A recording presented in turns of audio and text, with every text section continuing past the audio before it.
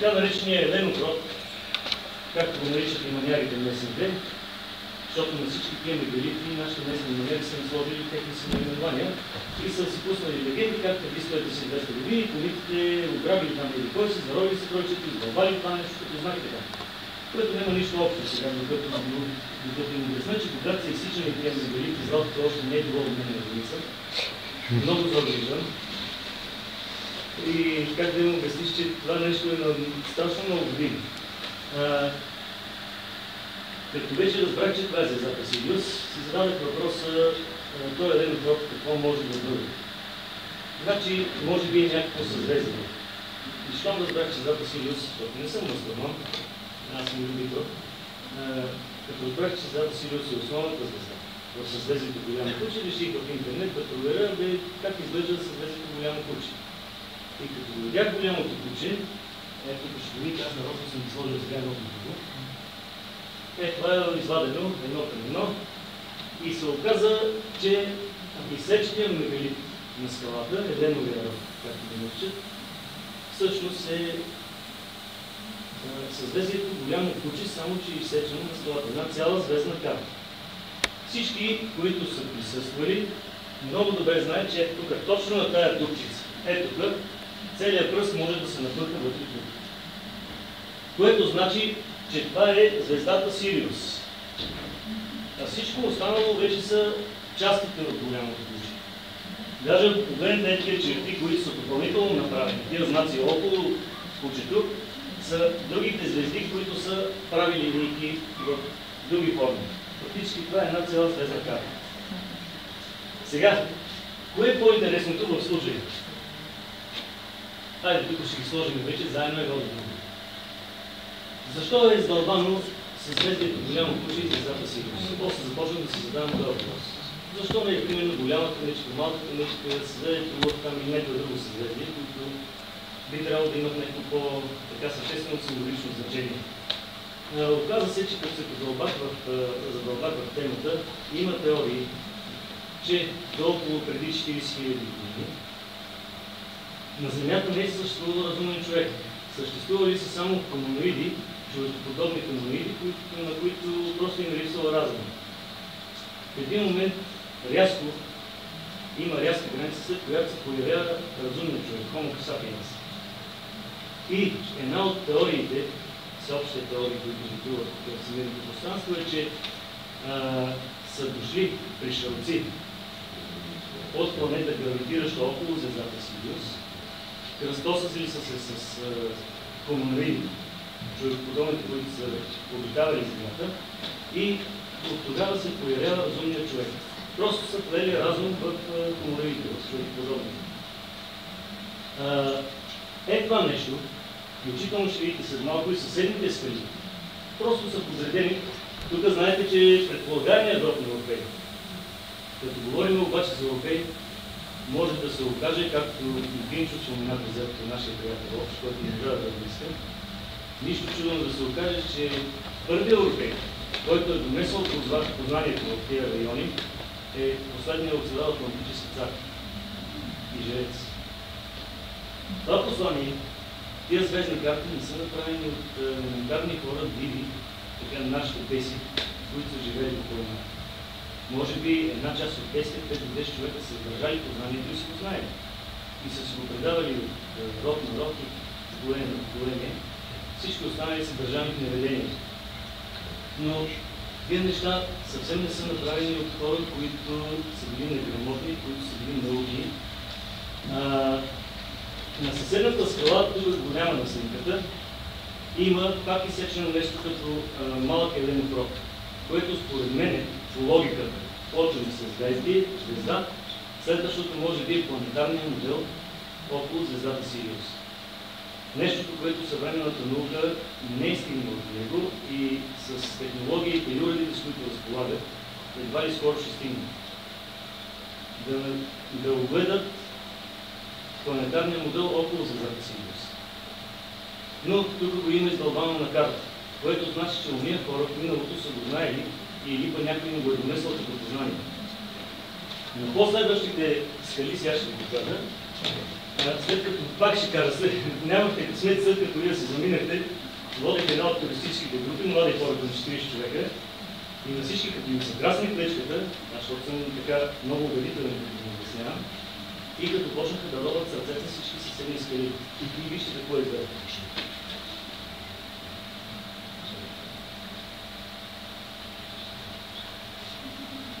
Ако го забелязвате, само че ние височко сега не мога да го... Вижте ли съзвездието Орион? Ето го съзвездието Орион в долната част.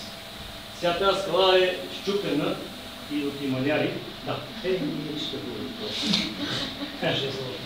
ета е част, само че на съзвездието Орион тук е опъната една черта, докато тук не е опъната черта между последните две звезди. Сега защо на следващата скала е Орион?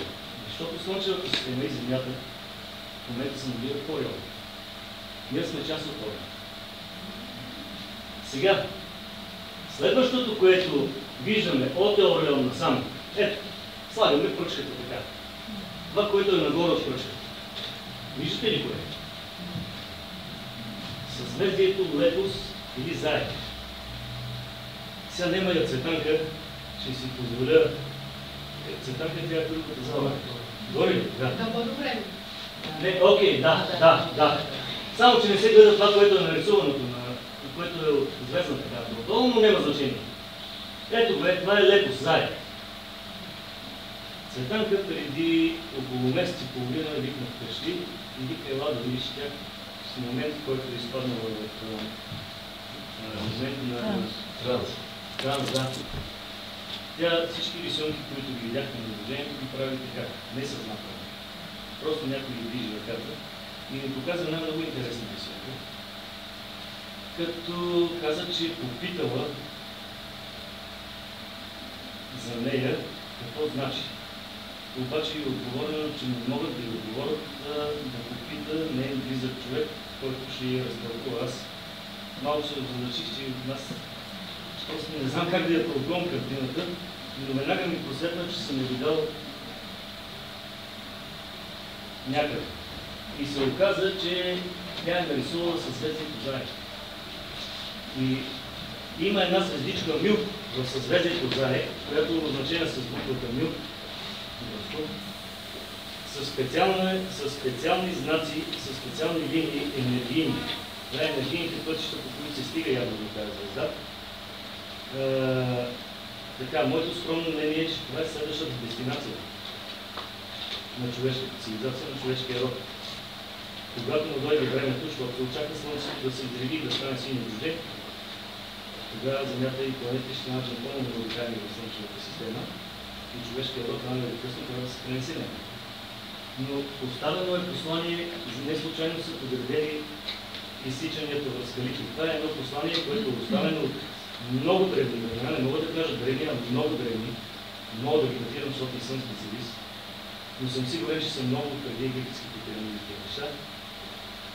И това е едно послание. Откъде идваме, къде се намираме и къде предстои да отидем.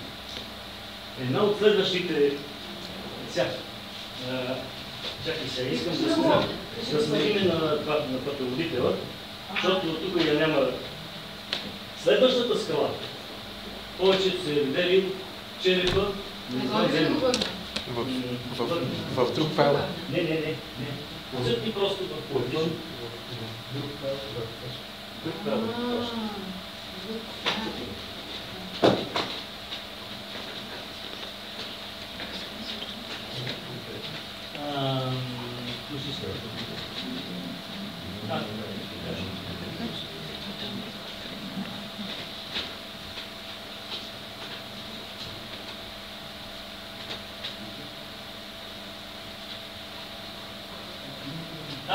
Ето.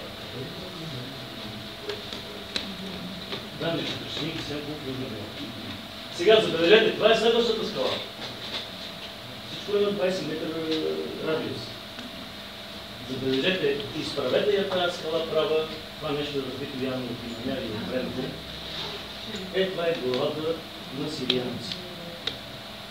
Тук е изобразен на тази скала то представител на тия, които са донесли, преди 40 000 години, са донесли разума.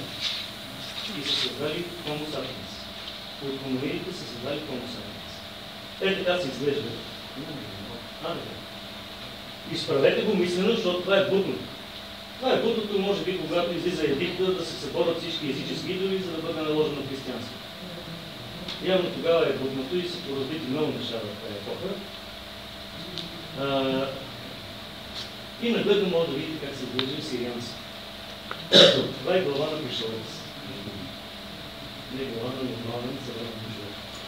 Сега, тук нещо искам да ви покажа друго, което го разбрах тая година, а сега около нова година, на 23 декември, не добре, да? Това е слънчевия часовник, който е на светилище. Повечето сте го виждали, които са присъствали. Така, много интересно е, снимали сме го в 12 часа или 1 часа сегашното, 12 часа астрономическо време. Нарочно тогава сложил съм и компаса, снимали сме го в 12 да седи и че сянката действително идва в твоя ъгъл. Сега много загадъчни бяха другите два ъгъла, защото фигурата е с размери 26 на 17 на 26 на 17. Не са справили. Успоредно. Сега, диагонала от 12 към 6-та догар, както би трябвало да бъде, минава през отвора на, където е забито повече. Обаче другият диагонал не минава през дупката, а минава в страни от нея. Което показва, че древните много добре са били изчислили, че ние не се намираме на екватора. Но на екватора ще бъде каквато диагонал.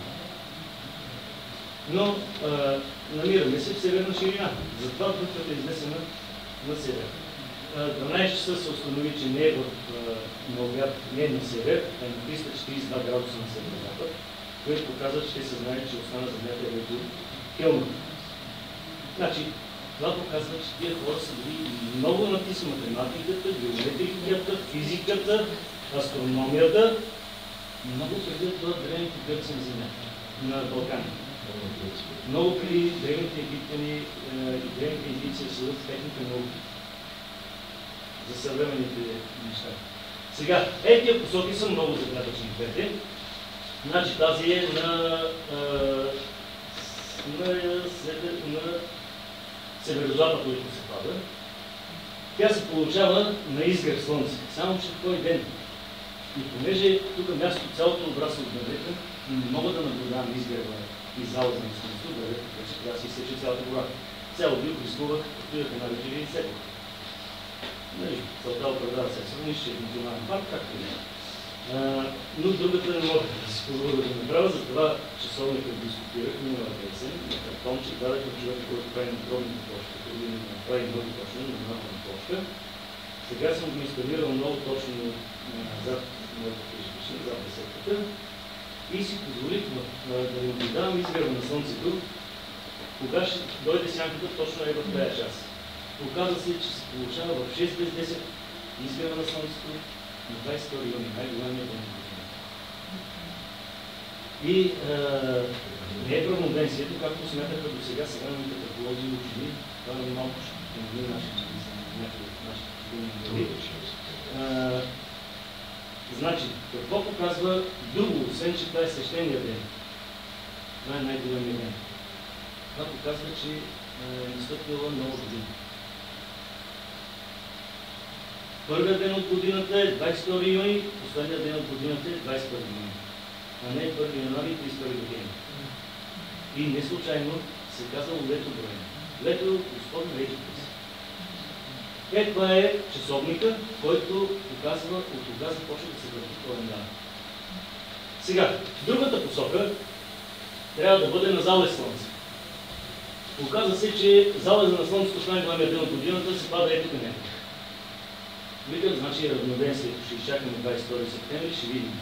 Обаче на 22 септември, преди около 10 дена, какво се получи? Отидох пак, наблюдавам залеза. Какво се получи, дойде ето тук некъде. Но пак не е вътре. Който съм вече 100% сигурен, че ще стане на 22 дена. Най-малкият ден на залез слънце. Защото един пак би трябвало да е свещен за тия хора. Защото почва да расте деня. Почва новото начало. Заражда се живота. Почва всичко да расте и да се развива. И то не вървиме към гергьовенето, не викаме към пролета. И така че всички тия символи, които са изсечени на това също, там има страшно много неща, има и много неща, които 90% от нещата първо ще интересат. Това са малко от нещата, които се гледат на земя. По стечение на обстоятелствата, благодарение на това, че е далече от населените места, нищо не е съсипано, почти всичко се седи едно до едно, както е всичко естествено, много добре запазено. Има още много да се говори за тия работи, има още много проучвания да се правят. Не искам да обременявам всички със лекцията, много дълго ще стане, които са присъствали на семинарите през лятото. С подробност съм ги запознал с всичките неща. Даже сме проигравали сме театрално мистериите, които са се случвали, които са правили жреците и пазителя, мистерията на предсказанието. Значи мистерията на предсказанието е свързана много строго с химията и физика. Значи тази мистерия показва, че тия посветени, тия хора, които са пазили познанието и са правили предсказания, са знали много добре науката за чакане. Много преди им. Много добре знаете, че това, който принася жертвата, дето ще му предсказват, така е направено всичко, издълбано е къде да се стане, къде да бъде бика, че неговата поза взема една полудъга. И от 2 до 6 чакра са отворени и кръвта, която изтича от бика, поема неговата карма, неговото писмо, да ви представите това. Кръвта е твой, тя е носител, тя може да носи информация. Така че те са ползвали един вид всички тия неща, като флашка, която вкарват даден компютър, плагиатстват, смутват информацията.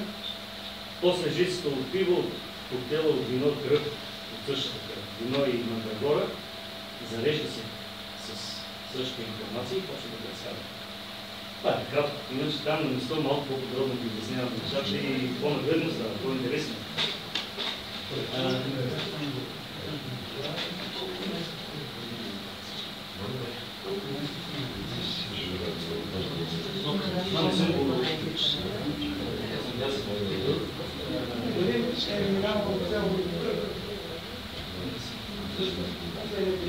Сега, изгребът най-големия ден от годината и това е като в тази точка. Сега, във всеки следващ ден изгребът може би ще дойде някъде ще се мести. Когато е най-малък ден от годината, ще дойде в изгребът. Часовете обаче се падат. Аз съм си отбелязал на часовни, не вече честно много. Защото след залез слънце, когато залезне тук някъде вече надолу през нощта не може да покаже колко е часове. Но най-много часове могат да се наблюдават в най-големата на година, когато слънцето е с най-голям.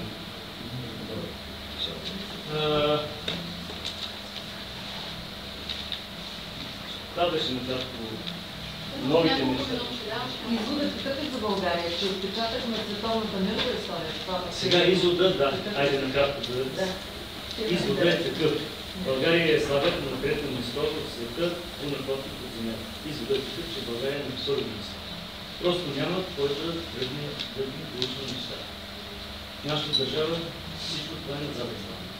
Почти с всички учени колони, с които съм се свързал, контактувам. Първата работа е да го питат, намерихте ли финансиране? Не мога да намеря финансиране без нещо, което да каже да има смисъл от това. Като намерите финансиране, тогава да. Значи хората гледат да усвоят някакви пари. Нека да ги намерите да го усвоят. Няма заинтересованост. Нашите учени не са учени след. В момента бързам да видите, защото време да имаме кратко. Това в момента, което е анализирано, доказано и така нататък, какво ни ползва? Тоест, ползата каква е, за да може да се работи в тая полза, тя да се увеличава? Това, което е анализирано и доказано, 90% е изкривено. Ама който е прав. Имам чувство, че на нашите учени нещо ни плащат отвън, за да изкривяват нашата история. В момента виждате къде отиват парите за археология от нашата държава, да популяризираме гръцката история. Около Созопол. Защото това не е наша история, това е гръцка история. За жалост така се получава. Лобитата надделяват в друга насока. Това, което го имаме, това спокойно може да покаже, че, както казваше един наш близък, много възрастен, Вика, тук е хвърлен топър на света. И ние сме наследници на най-древната цивилизация. Сега може да има и малко правила в света. Може да има и малко славянска правила. Основната кръв на населението, което живее на българската съвременна територия е кърписа. Ние просто сме наследници на тия хора. Това е най-великата цивилизация, най-древна. Не е случайно България с по-специален биен всичко. Само че не искаме да си го признаем. Чакам някой друг да ни го каже. Виждате, че това нещо, тези неща са на повече от 5 до 10 000 години. Те има велики формирования и съчинения. И това може да покаже, че философиите, религията в древността, начинът на мислене на хората са били много по-напредничави, много по-развити и разкрепостени, отколкото сега в момента. Спокойно мога да кажа, без някой да се засяга, че трите основни съвременни религии, християнска, еврейска и мусулманска, включително буддистка, са върнали човечеството с няколко хиляди години. Значи това, което са имали като научни постижения, са изгубени точно в този период на съвременните религии. Те просто са притискали, мачкали, закрепостявали хората. В древността са били много по-напред начин на самомислене. Явно трябва да се изживее още доста време, за да се върнем, да си променим мечтата по мога. Карл Диск. Може нещо само да допълня. Ако има колеги, които се занимават с нумерология, това, което каза Ян, нещо може да бъде проверено. Самото име България на нашата територия не отговаря. Аз не можа да намеря знак, който да пасва на България, на територията, която ние се намираме. И по никакъв начин името не отговаря. Напишете Тракия, да видите как си пасва и енергийно си пасва едното си друго. И другото, което искам само да кажа и приключвам, той забравя да допълни, че Рила и Родопите са били една планина. Те късно са разделени Рила отделно и Родопите с место, което ги разделя. А Рила и Родопите е призната и в старите пипадоси в Египет, и в Индия, и в Тибет, като една от трите свещени планини в света. Това трябва да го запомним много добре и да го знаем. Действително, когато говорим за северо-западните Родопи, става въпрос за Рила. Действително става. Древните родописци, когато описват Родопската, описват селото Костенец, пита за прекалено за пишат и беше загубена Родопската крепост Констанция, селото Костенец. Селото Костенец е в северната част на Родопа. Това показва, че селото Костенец и примерно и само колко се смятали за Родопска селище. Когато най-голямата грешка на нашите учени съвремени, че като се каже Орфей си пише на години си, да са северо-западните Родопи на Дмитриева, сегашните северо-западни Родопи. То се оказа, че е Южна Рила. Защото като говорим за това съдилище, с всички такива неща, слънчев часовник, с всички изсичания по скалите в звездни карти, става въпрос за голямо съдилище на Голински. Което го приписаха, че на територията, тук не знам къде са на други места, там съвсем няма беси. Бесите са от предел, Българина. И то точно в Южна Рила. Или северо-западните Родопи, както го описва Родопи. Той описва, че то се намира светилището на един връх, най-високата планина, както е в новите на снежните върхове, защото доста никога няма снежни върхове, както е само Биори. Никак близо до планината Орбит, и Пирин. На това място всички, които са били, виждат, че на един първо имаш, че пресегнеш, ще ти гощили. Там е при нас Анджелето Пик. Има една скала, която е така. Те са много скали, с много отари.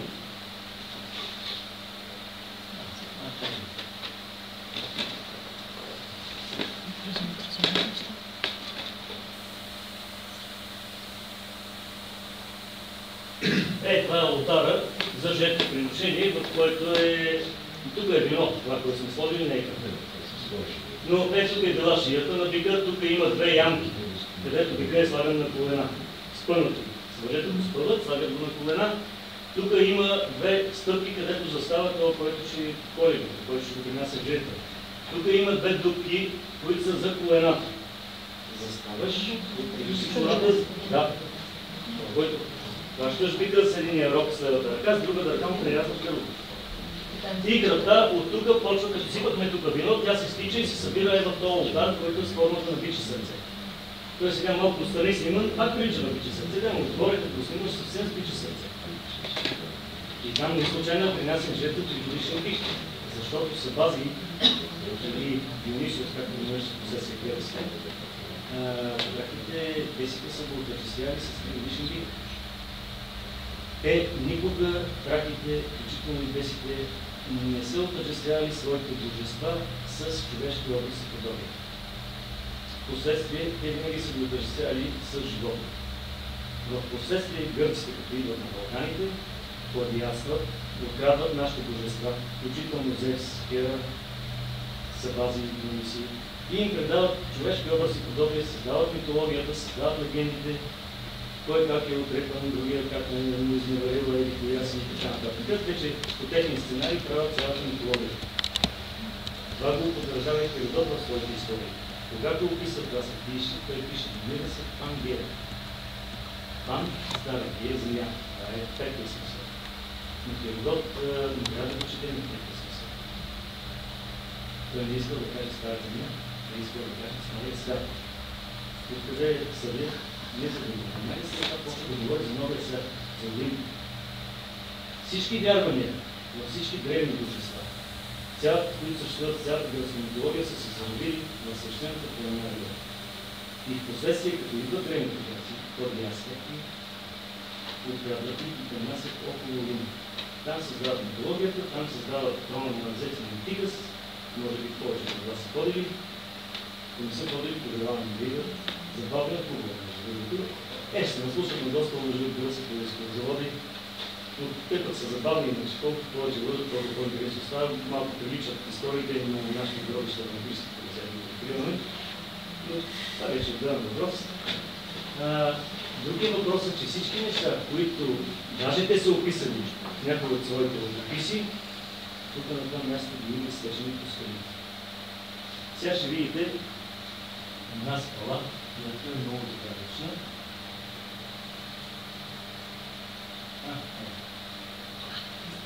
Тази скала е на колямата, като водата се движи. Тази скала е на колямата, тя е огромна скала. Вижте, това е 1 метър, вейката е 1 метър точно. Това на мен е за да се гледа горе-долу какъв размер на вейката. Тази скала тук има бич копито, издълбан, шив копито. Тук на скалата има едно цвете. Не личи много. Само да отидеш близо до нея, просто имаш и сянка тогава и не се получи хубава сина. Това цвете е... Какво да го нарисуваме? Ето ще ползвам един от тези листове. Дали може да се праска на това? На детеленка. Сигурно може. Да. Аз понеже съм агроном и почвах веднага да интерпретирам какво всеки може да бъде, просто казвам, че не е нарисувам. Детеленка?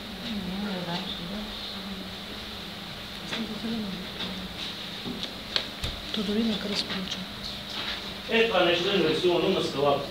Точно тук. Точно тук отстрани. Забележете. Верно прилича на цели. С дръжчица, с венчелищата, с една основна част.